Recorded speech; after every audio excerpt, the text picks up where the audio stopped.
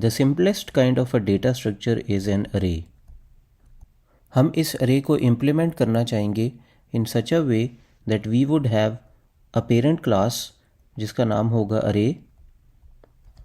इस parent class के अंदर हम define करेंगे pure virtual functions, which would mean कि array की class बन जाएगी एक abstract class और आप इसका कोई भी instance नहीं बना सकेंगे in your main file. But in order to work with this array, हम एक और क्लास बनाएंगे यहाँ पे, उसका नाम हम रखेंगे myArray. ये चाइल्ड क्लास array की क्लास से inherited होगी in such a way that the type of inheritance is public. अब आप मेन फाइल के अंदर एक इंस्टेंस क्रिएट करेंगे myArray का और जितनी भी फंक्शनैलिटीज़ हम array के ऊपर डिफ़ाइन करेंगे वो सारी थ्रू दिस myArray हम इस्तेमाल कर रहे होंगे. हमारे जितने भी डेटा स्ट्रक्चर्स हैं वो हम इसी स्ट्रेटजी के थ्रू बनाएंगे. Now let's look into the details of this अरे कि हम करना क्या चाहेंगे. वी वुड वांट कि यूज़र यहाँ पे इस अरे का एक मैक्सिमम साइज़ डिफ़ाइन करे. लेट्स अज्यूम कि हमारा यूज़र यहाँ पे कहता है कि अरे का size should be 4. According to this particular size हमारे पास यहाँ पे डायनेमिकली एक अरे डिफ़ाइन होनी चाहिए. लेट्स मार्क द इंडिसेस और हम यहाँ पे एक और वेरिएबल इंट्रोड्यूस कर रहे हैं जिसका नाम हम रखेंगे करंट साइज़. जब एक अरे इनिशियलाइज होगी तो स्टार्ट में यहाँ पे 0 वैल्यूज़ होंगी. That's why we would initialise this current size variable with a value 0. Now we would want to define 2 functions over here.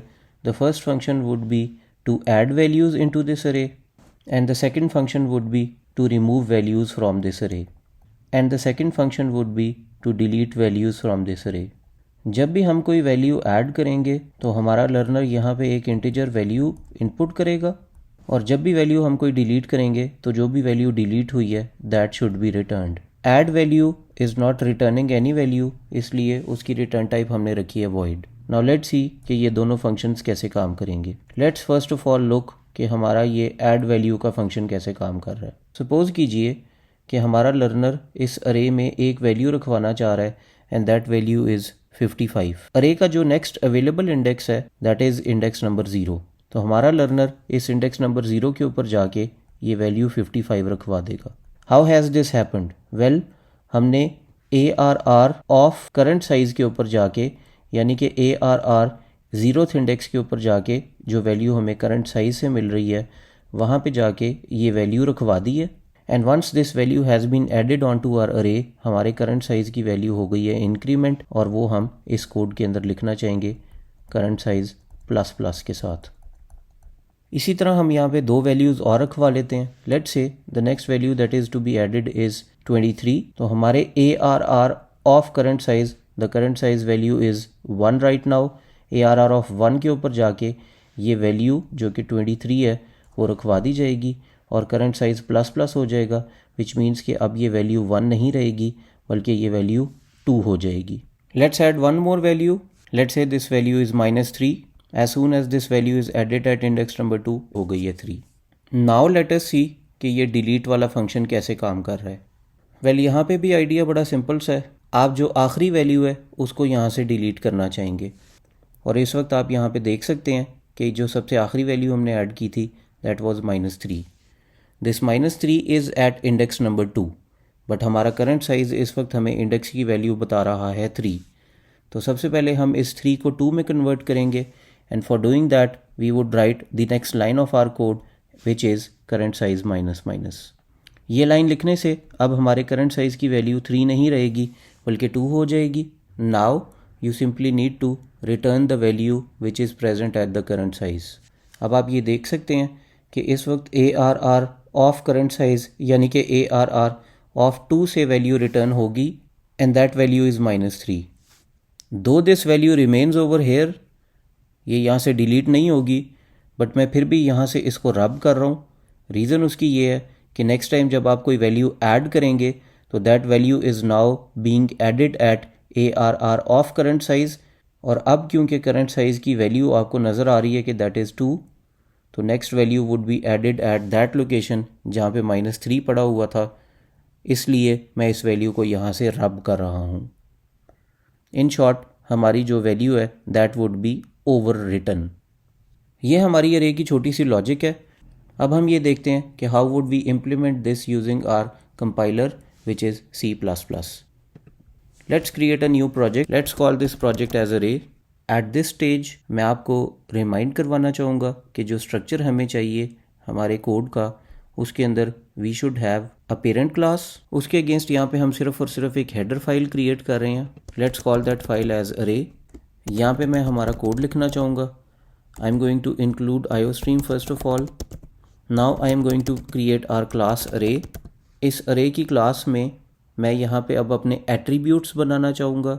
Please remember कि we required an integer pointer ARR जो कि dynamically create करा था हमारी array को। We also required a maximum size जो कि maximum size of the अरे को स्टोर कर रहा था। And we also required a current size. This variable was telling us कि करंटली हमारी अरे की वैल्यू क्या है। पब्लिकली हमें एक फंक्शन रिक्वायर्ड है सबसे पहले, and that is the constructor of the array, and this would take the size of the array as input from the user. क्योंकि हमने आगे जाके एक चाइल्ड क्लास क्रिएट करनी है, दैट इज़ वाई मैं यहाँ पे जितने भी एट्रीब्यूट्स हैं उनको प्रोटेक्टेड रख रहा हूँ, so that our child class can access these attributes directly. हमें कोई बहुत ज़्यादा वहाँ पे एक्सेस का मसला नहीं होगा। Now we require two functions over hair.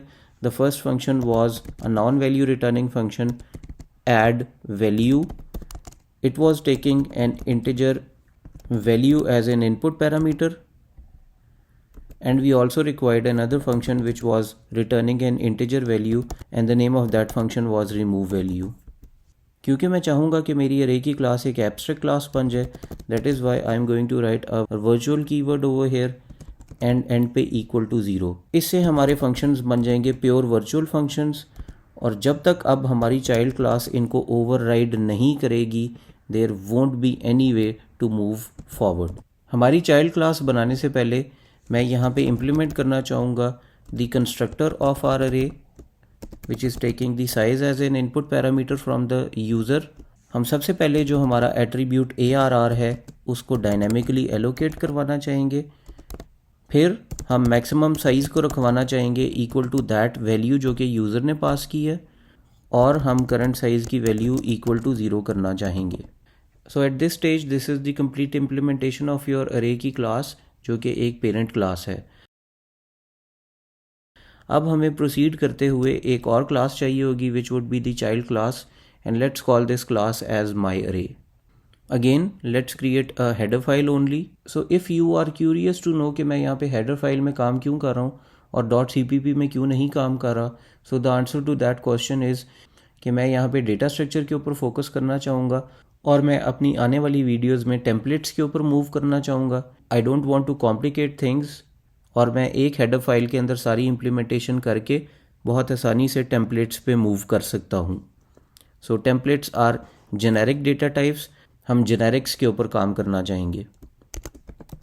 Let's first of all include the parent class over here which was array.h। Let's now create our child class which is my array. इसको हमने publicly inherit कराना है हमारी अरे की class से।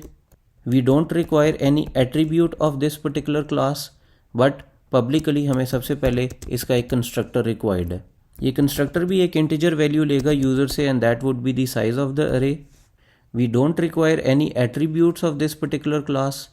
सबसे पहले माई अरे के कंस्ट्रक्टर को इम्प्लीमेंट कर लेते हैं। इस कंस्ट्रक्टर में ऐसा कुछ भी लिखने की ज़रूरत नहीं है, but you already see that there is an error over here which is कि no default constructor exist for the class array. Reason इसकी ये है कि माई अरे ने अपने कंस्ट्रक्टर को कॉल करने से पहले अपनी पेरेंट की क्लास का कंस्ट्रक्टर कॉल करना है, and there is no default constructor of the parent class available. इसका सबसे आसान हल ये है कि आप कंस्ट्रक्टर इनिशियलाइज़र लिस्ट के थ्रू अरे का वो कंस्ट्रक्टर कॉल कर लीजिए जो कि अवेलेबल है, and that is taking 1 parameter as an input. So this would make our usage of data structure quite easy. User हमारा एक पैरामीटर पास करेगा एज साइज ऑफ द अरे। वो साइज़ पास होगा constructor of the parent class को। According to that particular size हमारी एक अरे डायनेमिकली क्रिएट हो जाएगी। मैक्सिमम साइज़ बन जाएगा इक्वल टू s, और करंट साइज़ बन जाएगा equal to 0। The next thing that we would want to do is कि हमारे वो जो 2 प्योर वर्चुअल फंक्शंस हैं उनको जल्दी से ओवरराइड कर लेते हैं। The easiest way would be कि आप उनकी प्रोटोटाइप्स अपने पेरेंट क्लास से कॉपी कीजिए। However you need to remove this virtual and equal to 0 from the end of your prototypes. इन दोनों फंक्शंस को इम्प्लीमेंट करने के लिए हम एग्जैक्टली ये वाला कोड लिखेंगे इनटू दीज टू फंक्शंस। आप इनको गौर से देख लीजिए, हमारे जो कोड्स होंगे उसमें एग्जैक्टली यही चीज़ हम कॉपी पेस्ट कर रहे होंगे। So let's start implementing these two functions. According to the rules of object oriented programming आपको यहाँ पे क्लास का नाम followed by scope resolution operator लिखना है।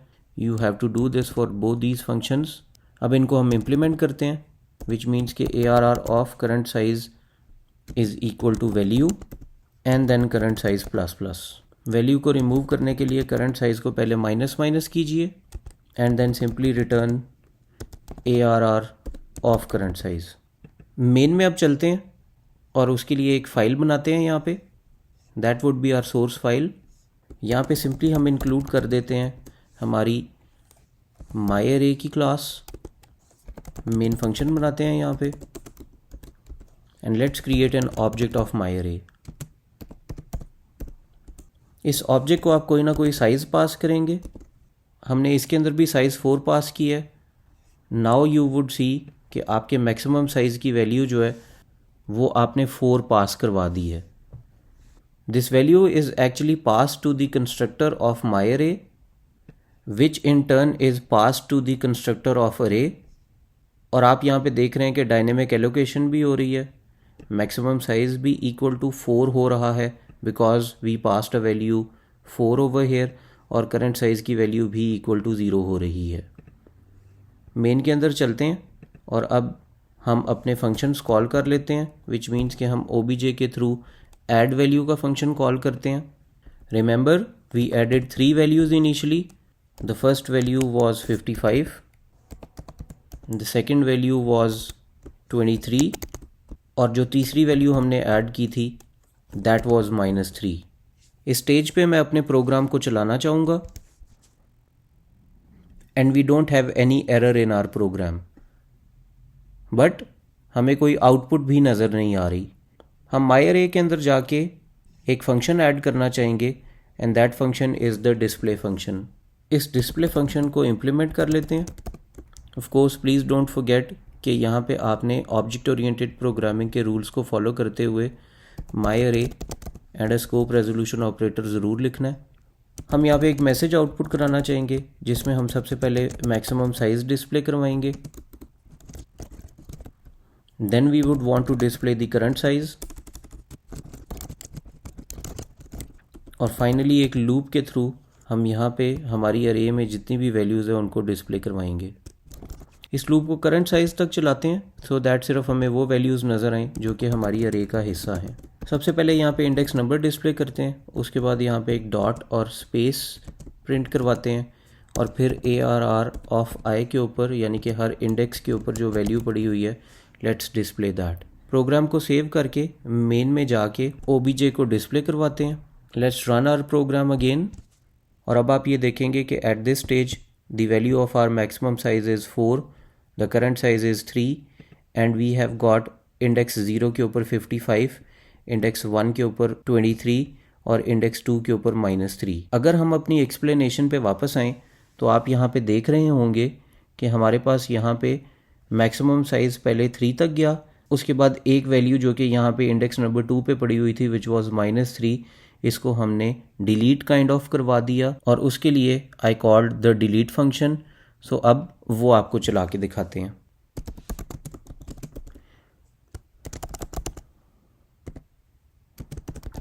लेट्स से कि हम डिलीटेड वैल्यू जो भी आ रही है उसको यहाँ पे डिस्प्ले करवाना चाह रहे हैं, तो उसके लिए हम यहाँ पे obj.remove वैल्यू का फंक्शन जो है वो कॉल करेंगे and once the remove value is displayed हम दोबारा अपने डिस्प्ले के कोड को कॉल करना चाहेंगे।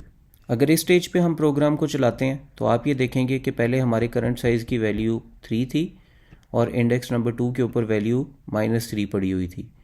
Once we have called this remove का फंक्शन तो अब करंट साइज़ की वैल्यू 2 हो गई है और आपको इंडेक्स नंबर 2 की वैल्यू नज़र नहीं आ रही।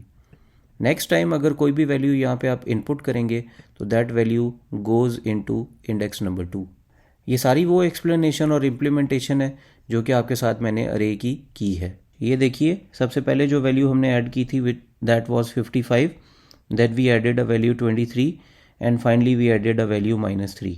जब मैंने कोई वैल्यू रिमूव की यहाँ पे, तो वो वैल्यू मैंने रिमूव की जो कि लास्ट पे मैंने ऐड की थी। दिस मीन्स कि ये जितनी भी मैंने आपके साथ इम्प्लीमेंटेशन की है, that is working on the algorithm of LIFO, which is last in first out. In short, ये जितनी भी मैंने आपके साथ कोडिंग की थी, that was actually an array based implementation of our next data structure which is known as stack. So actually यहाँ पे एम स्टैक या अरे पढ़ाना नहीं था। The aim was to let you know कि this is how we would be working in are course of data structure and algorithm, जहाँ पे हम एक एब्स्ट्रैक्ट क्लास बनाएंगे, उस एब्स्ट्रैक्ट क्लास से एक चाइल्ड क्लास को इनहेरिट करेंगे, प्योर वर्चुअल फंक्शंस को ओवरराइड करेंगे इनटू आर चाइल्ड क्लास और काम करेंगे एक मेन फाइल में। हमारे केस में दैट फाइल वाज source.cpp, और यहाँ पे जो भी काम आपने करना है उसमें आप माई अरे के ऑब्जेक्ट्स बनाया करेंगे। Of course there can be more than one objects as well. So इस स्ट्रक्चर को याद रखना इसलिए ज़रूरी है क्योंकि हम जितने भी डेटा स्ट्रक्चर्स इम्प्लीमेंट करेंगे उन सब में इसी एक स्ट्रक्चर को फॉलो करेंगे। Thank you very much. See you in the next video.